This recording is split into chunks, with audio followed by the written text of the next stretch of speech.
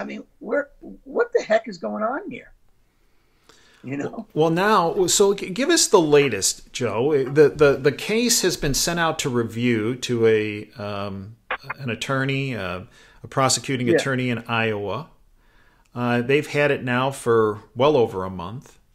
Yeah, he's in St. Louis, I think. He's in St. Louis, Missouri. He's a former FBI agent himself. That's what we know about him. The case has kind of been stalled. I mean, you know, the Wuhan virus is sort of an excuse for everything to slow down.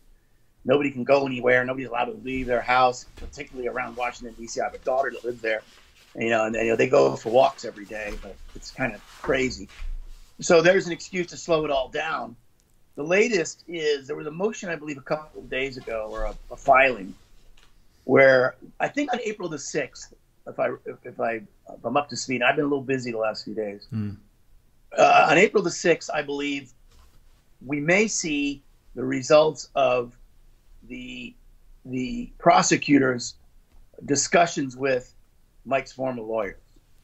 Okay, because they've been asked permission by the court and given permission by the court to talk to Mike's former lawyers about, you know, their side of the story. Okay. Mm-hmm. And you know what their side of the story is going to be. We did everything we could to help General Flynn. Right. You know, we felt we gave him the best advice. Pleading guilty was the right thing to do. If he would have faced a jury in Washington, D.C. courts, we didn't think we could get an exoneration in front of a jury in Washington, D.C. Whether they're right or wrong about that, who the heck knows? But that's kind of what their excuse is going to be. Okay. You know, their answers are going to be so legalistically protective. You got to remember, this is one of the top law firms in Washington, D.C. Eric Holder is the senior partner. Right. They're going to cover their rear ends like nobody's ever covered their rear end. Okay. And it's going to be almost useless information coming back, because unless there's a hearing, an evidentiary hearing where it's just kind of a mini trial, then Sydney isn't going to have the opportunity to cross-examine these people. Right. Okay. So without cross-examination, they're just going to give their side of the story, and everyone's supposed to believe it. The smoking gun, though, Joe, is that what I read out of, I believe, General Flynn's declaration, because he asked them to call the special counsel's office about what those two agents said, and they came back and said, yeah, they stand by the statement, when in fact it was something completely opposite. Yeah, I agree, and you know, I think it'd be very tough, because if I remember correctly, Joe, and tell me if I'm wrong, when General Flynn asked them to leave the room and call the special counsel's office, and then they came back in, I believe General Flynn was in the room, but so was his wife Lori. Mm-hmm. So she's a witness to what they also said. So it's kind of not like oh no, he got that wrong, because there's another witness in the room. Well, and listen, Mike made that declaration that you're reading from. Yes. Okay, that's under penalty of perjury. That's right. Okay, and interesting, that's been out for over 2 months, and nobody issued a penalty of perjury against him since it was issued. Why would the judge not call him into the court right away for a hearing and say, hold on a second, this guy's now speaking? Yeah. You know, are you in front of the court, General Flynn? Are you telling me this is the truth and nothing but the truth? And if Mike Flynn says yes, then, you know, we need an evidentiary hearing right away. Right. Okay. Prosecutors, bring everybody in. Sydney starts going, I want Peter Strzok, I want Joe Pienka, I want everybody, I want Sally Yates. I want to be privy to every conversation that was had by the Department of Justice and the FBI leading up to this assault interview of the FBI in January of 2017, okay, in the White House. I want to know everybody who was in the know on that, and I want them in a court under oath. That's what Sidney Powell will do if given the opportunity. And I don't think the Department of Justice wants that. I agree. But they're going to play games, and they're going to obfuscate until the judge says, "We're game on. game on, evidentiary hearing, then it's going to be this back and forth nonsense. Well, they're really running out of runway, Joe. Right. They've really already run out of runway. Yeah. And really, for them to continue their trek down the tarmac, they're going to be in the bushes here pretty soon and in the trees, because the way Sidney and General Flynn have put information forward that I don't think the government ever thought that he would have legal representation to the point where they would have the guts enough to put it forward. Exactly right. You know, Sidney brought the trees forward coming up to the runway. Maybe before Sidney got involved, the trees were 20 miles down the road. Well, she put them. Now she's put it right at. She's put it 10 feet away. That's right. That's right. That's right. She came at this all guns blazing. She was chomping at the bit to get involved with this. We talked about this before she even met Mike and Lori. We had a 2-hour coffee session. First time I ever spent any long period of time. We were in Dallas, in a hotel, in a lobby of a hotel. We had a cup of coffee together. That's where we met. And she went over all this stuff. Boom, boom, boom, boom, boom. And I'm, scratching my head going, God, I got to get this person in front of Mike and Lori. And thank God, the amount of, when we were going through this before Sidney got involved, the strain on the spirit and the strain on the morale of the team was really intense. Okay. We didn't really know which direction to take. We thought maybe, okay, we'll take, the plea deal. Okay. We'll take, a fine and, 2 weeks probation. That's kind of what we thought. And, okay, we'll move on with life, which is not good because you're still a convicted felon, right? And it's hard to get anything as you're convicted. You can't get, you can't apply for rent. You can't get a bank account. There's all kinds of restrictions. Yeah. Okay, for people's lives, but okay, we were going to move on and hope for the best. Okay, so our spirits were down. Sidney has lit a fire on, Sidney's presence in our team has just lit a fire on everybody. And we're going to continue to fight it. We're just going to continue to fight. Mike Flynn has made his statement, it's clear as a bell, unvarnished truth, which he has put himself, if he's not being truthful, which we know is not the case, and he's put himself at enormous risk by making those statements. And there's no way in hell he'd ever do that unless he was 100% truthful. And in addition, his wife made evidentiary. His wife, Lori, made a statement. Yes, she did. Okay. I mean, you think he's going to put his wife at risk as well? No. I mean, come on. That's where my frustration comes is, how is the court not acting quickly on this? How is the Superior Court in District of Columbia not forcing a hearing on this? Hold on a second. These people have made a statement. Yeah. It's incomprehensible, Joe. I'm not a lawyer, so I don't know. Well, it's incomprehensible why this continues, other than the fact that I believe that the operators that were behind the takedown of General Flynn felt that the longer this would go, that they would starve the Flynn family out of money and starve the Flynn family out of emotional that's right, and break. Essentially, it's a big psyops game they're playing. They're trying to break the will. This is no different than a captor in a POW camp abusing a POW.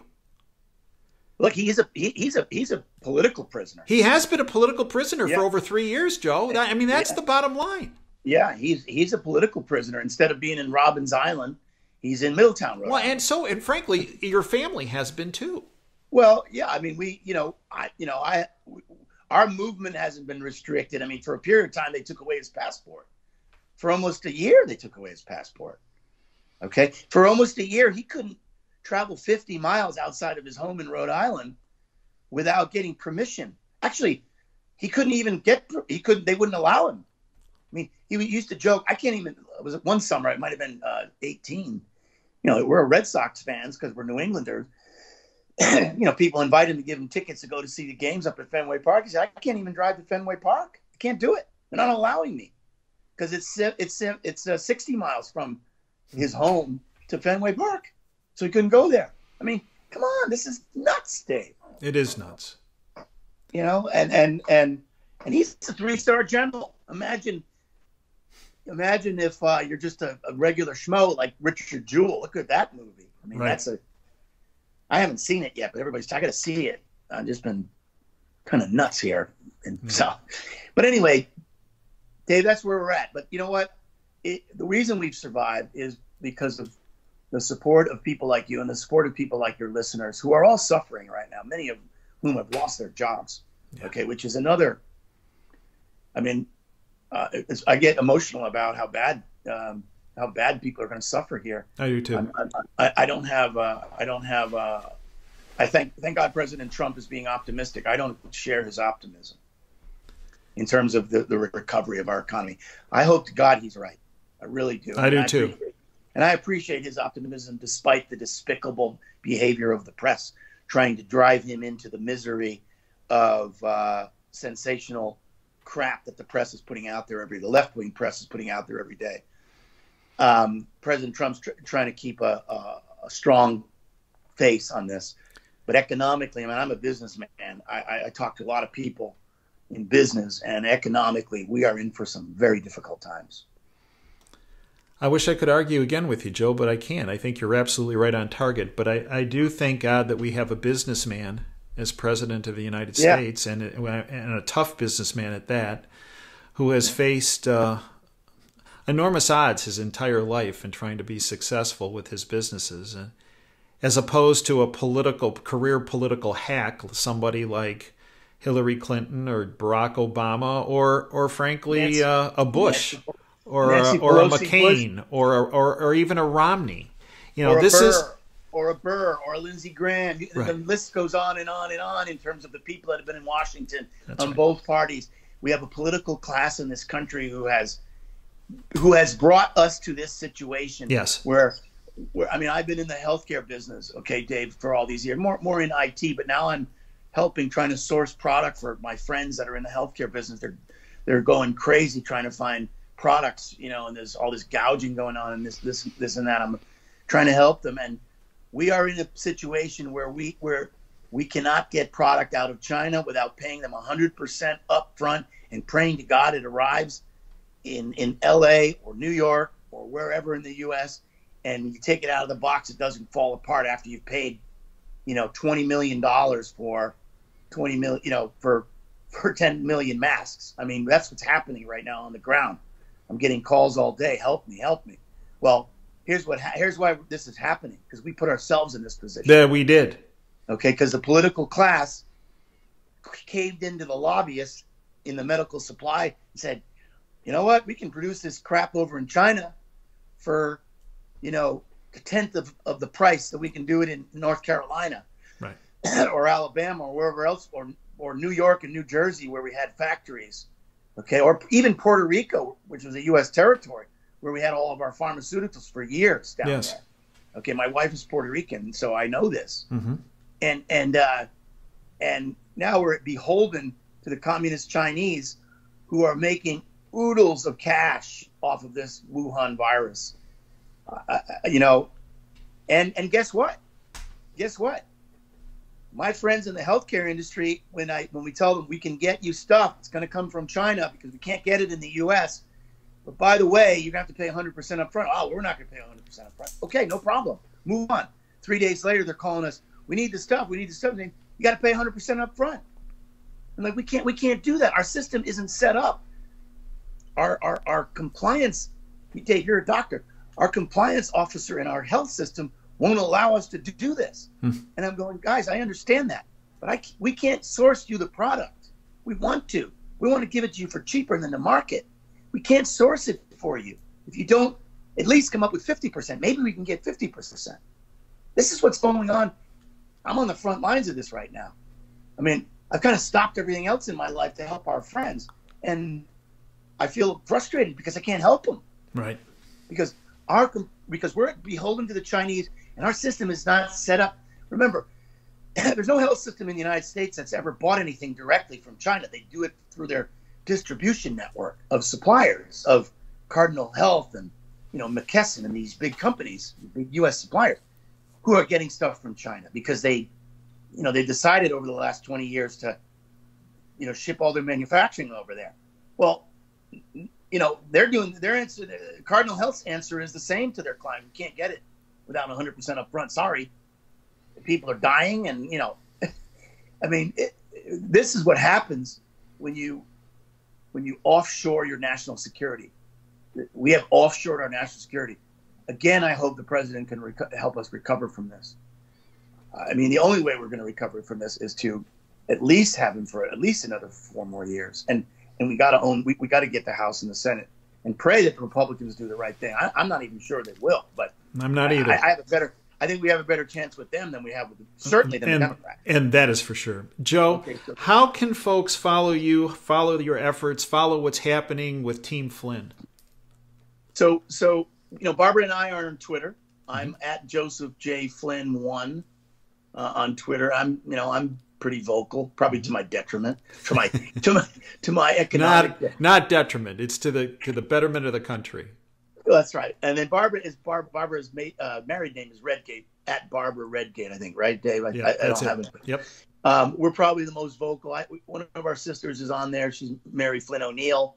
My brother Jack is Go Jack Flynn. Of course, Sydney's a part of our family. We consider you part of our family. Oh, that's very kind. Well, yeah. you're in on the email back and forth between us. It's an honor to help your family and General Flynn and Sydney, you, Barbara, the whole team Flynn. It's your fight is a fight that benefits every American. It's the bottom line. We're crazy enough. We are, as you know, Dave. We're not the most, let's say, quiet, mild-mannered people in the world. And I'm guilty of that as well, as anyone that knows me can attest to. So, and the funny thing is that we come from a history of being Democrats. That's the crazy thing here. We come from Rhode Island. There aren't. I don't think I knew a lot of Republicans growing up when I was a kid, and they were like the really wealthy wasps, that owned the mansions in Newport. Right. Those are the only Republicans I knew. Everybody was, working class Democrats, Catholics, how that works up there.